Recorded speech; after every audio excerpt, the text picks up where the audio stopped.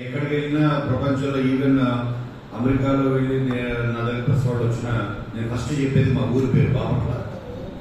ఎందుకంటే మనకి ఏ గుర్తింపు వచ్చినా అది మన మాతృభూమిని, మనకు విద్య నేర్పిన గురువుని, మన పుట్టిన నేలని మర్చిపోకూడదు అంటారు. అది నాకెందుకో బాపట్ల అంటే ప్రేమ. నేను అమెరికాలో కూడా చాలాసార్లు చెప్పాను.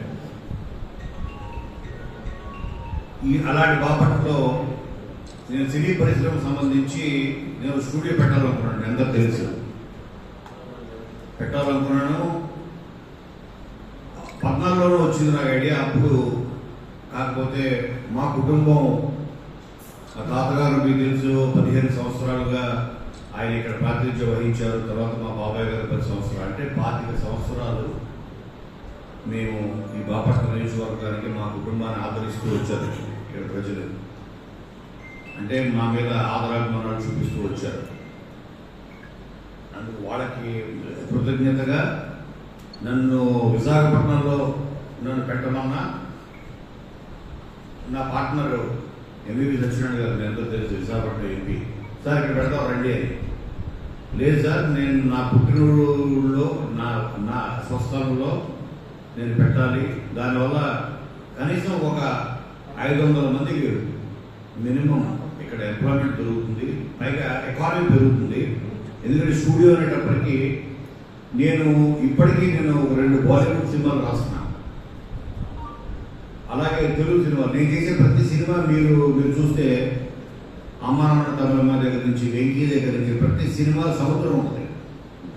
అంటే విశాఖపట్నం ఉంటుంది. మనం వచ్చిన నిన్ను కోరి కూడా గల్లీ రౌడీ, ఆ సముద్రం హైదరాబాద్కి అత్యంత చెరువులో ఉన్న సముద్రం బాపట్లే కదా. కాబట్టి ఇక్కడ స్టూడియో పెడితే వాళ్ళందరినీ వైజాగ్ వెళ్ళే బదులు ఇక్కడికి తీసుకురావచ్చు. ఇక్కడ ఎకానమీ డెవలప్ అవుతుంది, ఉద్యోగాలు వస్తాయి, 10 మందికి ఉపాధి దొరుకుతుంది. అలాగే ఎకానమీ ఎలాగంటే ఇక్కడ లోకల్ అకామిడేషన్స్ కోసం ఇక్కడ హోటల్స్, రిసార్ట్స్ డెవలప్ అవుతాయి, చాలా వచ్చాయి ఇప్పటికీ. అలాగే ఇక్కడ ఫుడ్ ఇండస్ట్రీ పెరుగుతుంది, ట్రాన్స్పోర్ట్ ఇండస్ట్రీ పెరుగుతుంది, కార్లు, ఈ ట్యాక్సీలు, చాలామంది లేబర్ ఉద్యోగం దొరుకుతుంది. ఇది ఒక పరిశ్రమ. సినిమా అంతా కాలక్షేపం, ప్రేక్షకులు మాత్రమే. కానీ దానివల్ల మీరు చూస్తే కొన్ని వందల వేల కోట్ల పరిశ్రమ ఇది. మీరు చూసారు, వాళ్ళ ప్రపంచ స్థాయికి వెళ్ళిపోయింది మన తెలుగు సినిమా. సో అది పెట్టాలనుకున్నాడు. 14 నుంచి 19 వరకు రఘుపతి గారు ఎమ్మెల్యేగా ఉన్నా ప్రభుత్వ సహకారం లేదురా మనకు అవ్వదు అన్నప్పుడు సరే నేను ఊరుకున్నాడు. 19లో వచ్చిన తర్వాత కూడా పెట్టాలనుకున్నా. అయితే ఇంకా నేను ప్రయత్నాలు స్టార్ట్ చేసానో లేదో, కొంతమంది ప్రతిపక్షం వాళ్ళు వాళ్ళు ల్యాండ్ దొబ్బేయడానికి ఇచ్చేయడానికి ఏదో మాట్లాడారు. సో దాంతో నేనే కొంచెం ఫీల్ అయ్యి మనస్తాపం చెంది ఆపేశాను. దీనివల్ల నాకే నష్టం లేదు, ఈ ప్రాంతానికి నష్టం జరుగుతుంది. నేను రేపు పొద్దున ఏ ప్రభుత్వం వచ్చినా నేను ఖచ్చితంగా అన్ని పార్టీల వాడిని పిలిచి ఇలా బ్రేక్ఫాస్ట్ పెట్టినట్టు బాపట్లలో ఉన్న ప్రతి పార్టీ వాడిని పిలుస్తా. సార్ స్టూడియో పెట్టాలనుకుంటున్నాడు, పెట్టాలవుతా, అందరి సహకారంతోనే. దీనికి వాడి రాజకీయ నా కుటుంబం చూశాను కాబట్టి నేను ఏ అడుగు వేసినా ప్రతి అడుగుని అనుమానిస్తూ దానికి రాజకీయం పురుగుతూ చేయడం వల్ల ఈ ప్రాంతంలో జరిగే అభివృద్ధి జరగదు. సినీ పరిశ్రమ ఇక్కడ కనుక వస్తే, నేను చెప్తున్నా కదా, ఇవాళ కోన రఘుపతి గారి దృఢ సంకల్పం వల్ల బాపట్ల జిల్లా అయ్యింది, జిల్లా కేంద్రం అయ్యింది. ఆయన చాకచక్యం, ఆయన చాణక్యం వల్ల అందరు ఎమ్మెల్యేలు ఒప్పించి ఆయన ఇది జిల్లా కేంద్రంగా మార్చుకున్నాడు. ఇటువంటి చోట ఒక స్టూడియో వస్తే మా తాతగారి పేరు మీద పెట్టాలన్నదే నా ఉద్దేశం. కోన సినీ స్టూడియోస్ అని అందరినీ పిలిచి అడుగుతారు. దీంట్లో స్టూడియో వల్ల నాకు తెలిసి ఎక్సెప్ట్ స్థలం కూడా నన్ను నమ్మి పెట్టడానికి కొన్ని వందల మంది ఉన్నారు. ఎన్ఆర్ఐస్ కానీ నిర్మాతలు కానీ నాకేది ఫ్రీగా ఉంది. సో అది నేను నేను రేపు రాబోయే ప్రభుత్వంలో తప్పనిసరిగా అది నా గోల్గా పెట్టుకుంటాను. అది నా గోల్ కింద పెట్టుకుని స్టూడియోలో తప్పకుండా తీసుకొస్తా. దాంతో పాటు నాకున్న ఇంకొక ఆలోచన ఏంటంటే ఇవాళ మీ ముందు పంచుకున్నా, ఇంతకు మించి ఏ ప్రభుత్వం ఆలోచించగలదు. మన ఇంటి పక్కన వీళ్ళకి అసలు ఇప్పుడు విజయవాడకి నాకు తెలిసి తాడేపల్లిలో వెళ్ళాల్సిన అవసరం ఎవరికి లేదు. ఇది డెవలప్మెంట్ కాదా? అలాగే ఎన్నో ఇప్పుడు అక్కడ ఉన్న నేను మాట్లాడే ముందు నేను పాలిటీషియన్ లాగా మాట్లాడలేదు, పౌరుల్లో మాట్లాడుతున్నాను. జగన్మోహన్ రెడ్డి గారు చేసిన ప్రతి పని, ప్రతి పథకం చాలా ఆలోచించి దాని వెనకాల చాలా రీసెర్చ్ జరిగి ఆయన వ్యక్తిగతంగా దాన్ని మనసుకు తీసుకుని ఆయన చేసాడని అనుకుంటున్నాను నేను. ఎందుకంటే ప్రత్యక్షంగా చూశాను. నేను ఎన్నో సెక్రటరియట్లు కానీ, ఆ తర్వాత విలేజ్ సెక్రటరియట్లు, అలాగే రైతు భరోసా కేంద్రాలు, అలాగే విలేజ్ క్లినిక్స్ చూశాను నేను 2. ఆ విలేజ్ క్లినిక్లు అంట అక్కడే నైట్ ఉండడం కోసం పక్కన కోటర్ కూడా పెట్టారు. కోటర్ ఉండడానికి నివాసం. అంటే రాత్రి పూట యాక్సిడెంట్లు జరిగినా ఏమైనా జరిగినా అక్కడికక్కడ ఆ ఊళ్ళో చికిత్స ఇవ్వడానికి ఒక ఫ్యామిలీ డాక్టర్ కాన్సెప్ట్, ఇలాంటివి ఎన్నో. సో ఇంత మంచి జరుగుతుంది కాబట్టి నేను ఒక ఆంధ్రప్రదేశ్ పౌరుడిగా నేను 100% చెప్తున్నాను, AP needs Jagan again. AP needs Jagan again. డెఫినెట్గా అటువంటి ముఖ్యమంత్రి కావాలి, ఆ ప్రభుత్వం మళ్ళీ రావాలి అని నేను మనస్ఫూర్తిగా నేను కోరుకుంటున్నాను. నేనే కాదు, ప్రతి పేదవాడు కోరుకుంటున్నాడు. ఎందుకంటే మీరు చూస్తే ఈ వాలంటీర్ వ్యవస్థ అన్నది అదొక విప్లవం. అది వ్యవస్థ కాదు, విప్లవం. ఆ విప్లవానికి సొంత పార్టీ నాయకులే వాళ్ళు కొట్టుకుపోయారు. సొంత పార్టీ నాయకులే.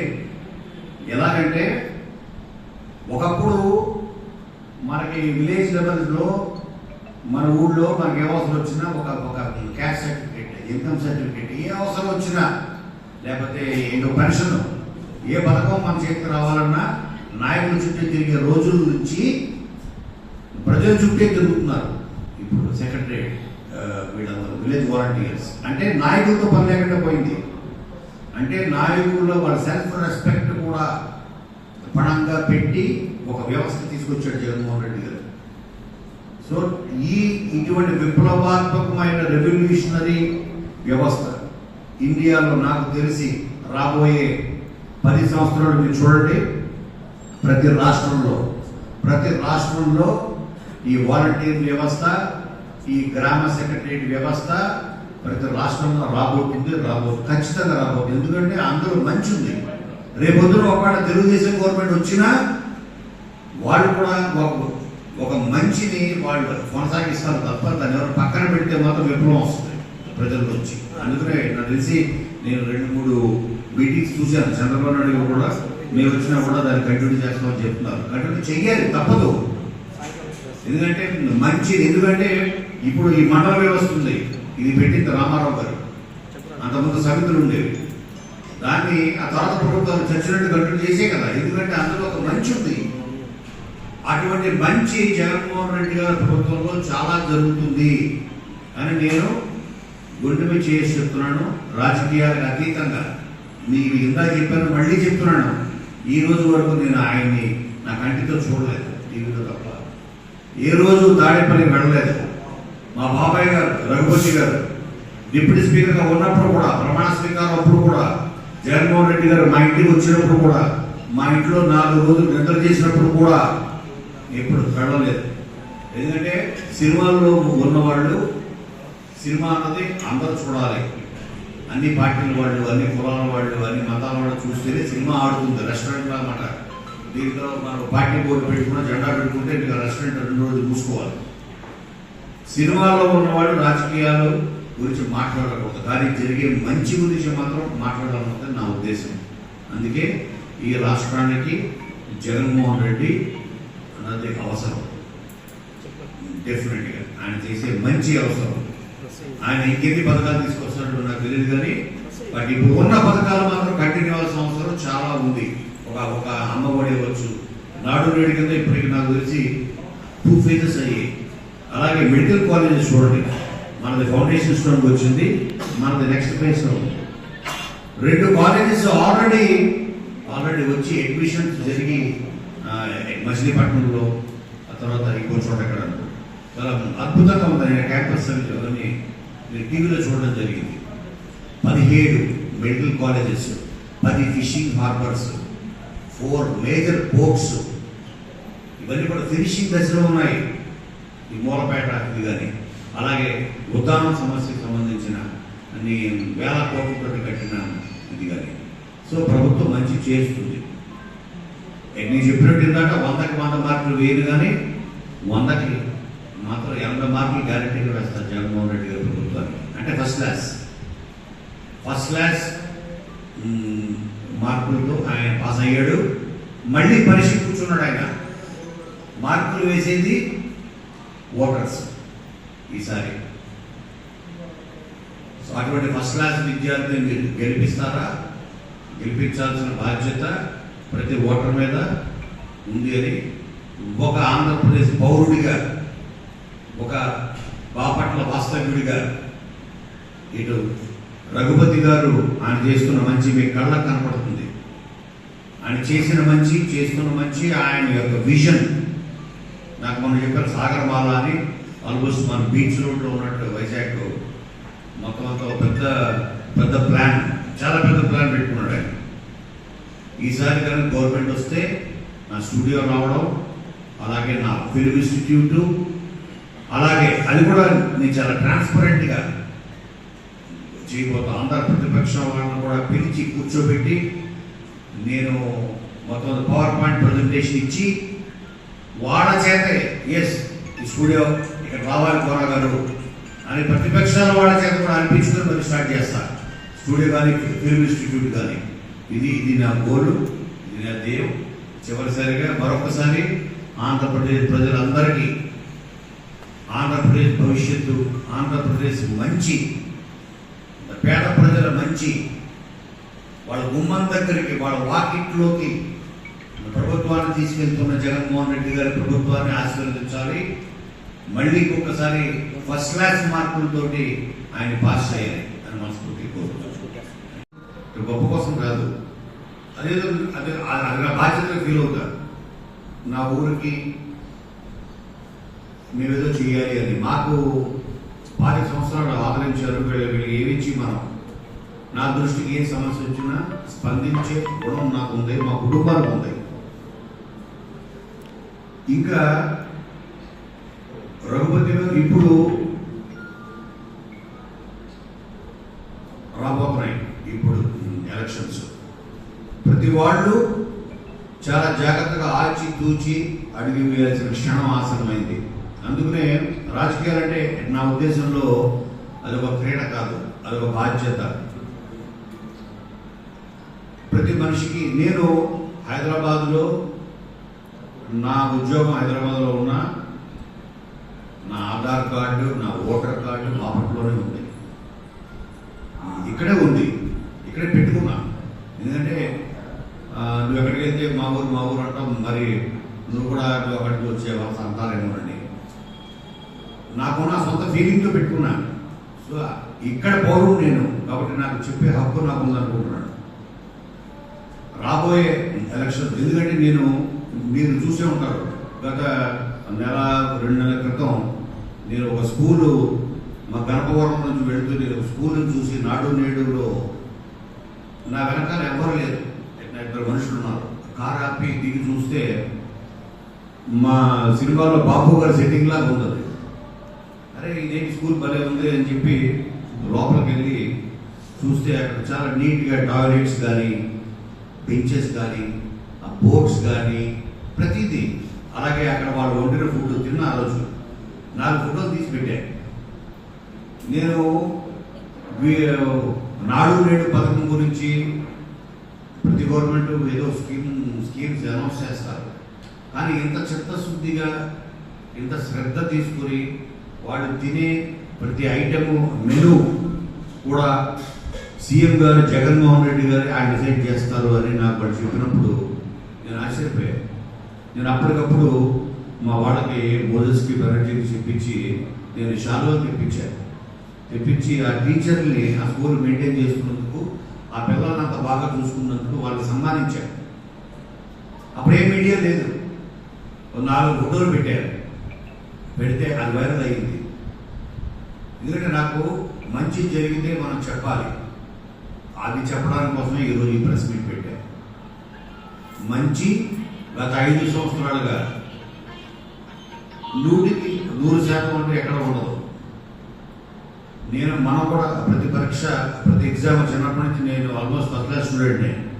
ప్రతి పరీక్ష రాస్తున్నప్పుడు 100 మార్కులు తెచ్చుకోవాలనుకుంటాం. 100 రాదు, నేను 60, 70, 80 దాకా వెళ్ళేవాడిని. అలాగే గవర్నమెంట్ నాకు తెలిసి 80 మార్కులు ఫస్ట్ క్లాస్ అయితే పాస్ అయిందని నేను అనుకుంటున్నాను. 100%. కొన్ని విషయాలు రోడ్లు అవ్వచ్చు, ఇంకోటి అవ్వచ్చు, చిన్న ఇవి ఉండొచ్చు. కాబట్టి ఆ 20 మార్కులు మీరు ప్రభుత్వానికి ఇవ్వకపోవచ్చు జగన్మోహన్ రెడ్డి గారు, కానీ ఖచ్చితంగా మీరు ఇవాళ చూడండి, మీ గుండెల మీద చేసుకుని మీరు చెప్పండి బాపట్ల ఎలా ఉంది ఈరోజు మన రోడ్లు. నేను రాత్రి వస్తే నేను వచ్చిన ప్రతిసారి మా డ్రైవ్ చేస్తుంటే టక్కన కళ్ళు తెరిస్తే నేను మళ్ళీ తిరిగి జూబ్లీస్కి వచ్చేసాననిపిస్తుంది. మళ్ళీ ఏ జూబ్లీస్కో బంజారీస్కి వచ్చానా అని అనిపిస్తుంది. అలా ఉందా లేదా? సో ఇది మరి అంతకుముందు ప్రభుత్వాలు దేనికి జరగలేదు. ఒక్కొక్క పార్లమెంటు నియోజకవర్గాన్ని ఒక జిల్లా చేయాలని ఆలోచన ఆ ముందున్న ప్రభుత్వాలు ఎందుకు రాలేదు? 14 సంవత్సరాలు ముఖ్యమంత్రిగా చేసిన చంద్రబాబు నాయుడు గారు ఎందుకు రాలేదు? నాకు అర్థం కాదు. I'm not in to politics, గుర్తుంచుకోండి. నేను ఒక సినీ పరిశ్రమ చెందిన వ్యక్తిని, బట్ నా కుటుంబం రాజకీయాల్లో ఉంది. నేను ఈ రోజు వరకు 10 సంవత్సరాలుగా వైఎస్ఆర్సీపీ ఎమ్మెల్యేగా, డిప్యూటీ స్పీకర్గా మా బాబాయ్ గారు ఉన్న ఈ క్షణం వరకు నేను జగన్మోహన్ రెడ్డి గారిని కలవలేదు, చూడలేదు. కనీసం 5 అడుగుల డిస్టెన్స్లో, 10 అడుగుల టీవీలో చూడడం తప్ప. ఎందుకంటే నా రాజకీయం మా ఊరు వరకు, నా రాష్ట్రం వరకు నేను దూరం నుంచి చూస్తాను. నాకు మంచి అనిపిస్తే చెప్పాలనుకున్నాను, నాకు చెడు అనిపిస్తే కూడా చెప్తా. సినీ పరిశ్రమలో ప్రభుత్వాల జోక్యం అనవసరం. ఇది జగన్మోహన్ రెడ్డి గారి ప్రభుత్వంలో మొన్న కూడా చెప్పాను. నేను ఈ రేట్ల విషయంలో వచ్చినప్పుడు నేను డైరెక్ట్గా పేర్నాని గారికి ఫోన్ చేశాను. పేర్నాని గారికి అని చేసి చెప్పాను, సార్ ఒక సినిమా తీసినప్పుడు ఆ ప్రొడ్యూసర్ దానికి ఎంత రేట్ పెట్టుకోవాలో ఆ ప్రొడ్యూసర్ డిసైడ్ చేసుకుంటాడు సార్. ఎందుకంటే సినిమాని మనం ప్రేక్షకుల్ని వాటికి నచ్చితే చూస్తాడు. ఆ రేట్ నచ్చినా, సినిమా నచ్చినా, మీరు ఫ్రీగా చూపించినా అది చూడండి. ఒక ఫిల్మ్ ఇన్స్టిట్యూట్ ఇండియాలో టాప్ ఫిల్మ్ ఇన్స్టిట్యూట్ 2, 3 ఉన్నాయండి ఇండియా మొత్తంలో. అలాగా ఇక్కడ ఒక 5 to 10 acres దీంట్లో క్యాంపస్లో ఒక ఫిల్మ్ ఇన్స్టిట్యూట్ అన్నది, అది కూడా మళ్ళీ ఇండియా వ్యాప్తంగా వేరే రాష్ట్రాల వాళ్ళు కూడా వచ్చి ఇక్కడ ఒక కెమెరా అవ్వచ్చు, ఎడిటింగ్ అవ్వచ్చు, అలాగే cinematography, acting, direction, writing, all crafts టెక్నికల్గా కూడా హై స్టాండర్డ్స్ తోటి ఇక్కడ ఒక ఫిల్మ్ ఇన్స్టిట్యూట్ పెట్టాలి. దీనికి ఇప్పుడు మీకు ఇండియాలో తీసుకుంటే ఒక ఢిల్లీలో ఉంది, పూణే ఫిల్మ్ ఇన్స్టిట్యూట్. అలాగే హైదరాబాద్లో మీకు అన్నపూర్ణ ఫిల్మ్ స్కూల్ కొత్తగా వచ్చింది, సురేష్ బాబు గారు పెట్టారు.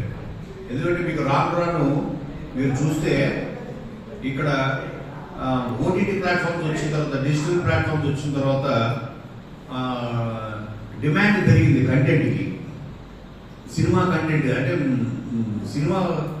సినిమా ఒక్కటే కాదు, ఓటీటీలో ఎన్ని ఓటీటీ ప్లాట్ఫామ్స్ వచ్చి చూడండి. ఇంకా కొత్త రాబోతున్నాయి, చాలా పెద్ద వాళ్ళు రాబోతున్నారు, రిలయన్స్ లాంటి వాళ్ళు. అంటే యాక్టర్స్కి కానీ, టెక్నీషియన్స్ కానీ, ఎడిటర్స్ కానీ, సినిమాటోగ్రాఫర్స్ కానీ, రైటర్స్ కానీ, డైరెక్టర్స్ కానీ ఎంతో మందికి ఇది ఒక పెద్ద ఉపాధి దొరికే ఒక పెద్ద ఇండస్ట్రీ అవుతుంది ఇది. సో ఫిల్మ్ ఇన్స్టిట్యూట్ వల్ల మనం ఎంతోమంది నిష్ణాతులైన టెక్నీషియన్స్ని, యాక్టర్స్ని తయారు చేయొచ్చు. టాప్ ఇండియాలోనే టాప్ మోస్ట్ నేను ఫ్యాకల్టీని తీసుకురాగలను. యాక్టింగ్లో ఒక అనుపమ్ ఖేర్, వాడు గెస్ట్ లెక్చర్స్ చెప్తున్నాడు, నవాజుద్దీన్ సిద్దికి, అలాగే డైరెక్టర్స్లో ఒక అనురాగ్ కశ్యప్. వీళ్ళందరితో నాకు వ్యక్తిగత పరిచయం, స్నేహం ఉన్నాయి. సో ఇది నా రెండో గోల్. ఇంకా ఈ రెండు విషయాలు మీతో చెప్పి ఇప్పుడు నెక్స్ట్ టాపిక్లోకి వెళ్తా. 5 సంవత్సరాలు నేను ఇందాక చెప్పాను, మా కుటుంబాన్ని ఆదరిస్తూ, మాది అత్యంత మైనారిటీ సామాజిక వర్గం మాది. అయినా 25 సంవత్సరాలు బాపట్ల ప్రజలు మమ్మల్ని నమ్మి మీరు మాకు ప్రాతినిధ్యం వహించేటంటే 15 సంవత్సరాలు మా తాతయ్య గారిని, 10 సంవత్సరాలు రఘుపతి గారికి అవకాశం ఇచ్చారు అంటే వాడు పెట్టుకున్న నమ్మకం. ఆ నమ్మకం మేము వాళ్ళకి ఏ రుణం తీర్చుకోగలని నేను ప్రతి క్షణం అనుకుంటూ ఉంటాను. నేను ఎప్పుడు నేను డబ్బా కట్టుకోవడానికి ఇష్టం ఉంటుంది, కానీ కొన్నిసార్లు చేసింది చెప్పుకోకపోతే తెలియకుండా అనిపిస్తుంది. నేను మీకు తెలుసు చాలామందికి, కర్లపాలెం వరకు నేను కర్లపాలెం మండలానికి ఒక ఇన్ఛార్జ్గానండి, లేకపోతే వ్యూహకర్తానండి. నేను ఎలక్షన్ వరకు వచ్చినప్పుడు వస్తూ ఉంటాను. నా దృష్టికి ఏ సమస్య వచ్చినా నాకు చేతనైతే డైరెక్ట్గా సీఎం ఆఫీస్తో మాట్లాడతా, లేదంటే సెక్రటరీస్తో మాట్లాడతా. ఇక్కడ కోనా వెంకట్ దగ్గర నుంచి ఫోన్ వచ్చిందంటే కనీసం వింటారు.